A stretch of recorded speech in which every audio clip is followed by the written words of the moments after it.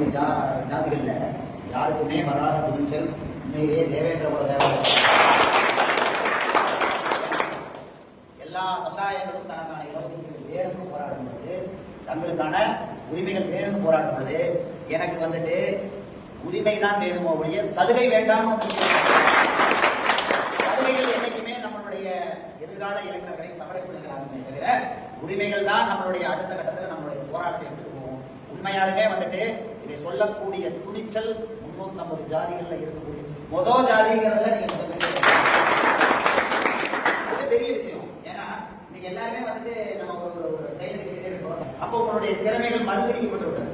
நீங்க என்னதான் கடுமையா உழைச்சு அந்த இடத்துல மேல வந்திருந்தாலுமே வந்துட்டு எதிர்த்தாப்புல இருக்கிறவங்களுடைய விமர்சனம் எப்படி இருக்குன்னா, சலுகையினால மேல போயிட்டேன், இல்லைன்னா நீ எப்படி மேல வந்திருப்பேன் அப்படின்னு. ஆனா முதல் தடவையாக தமிழ்நாட்டில் யாருமே சொல்லாம சலுகை வேண்டாம் உரிமை வேண்டும்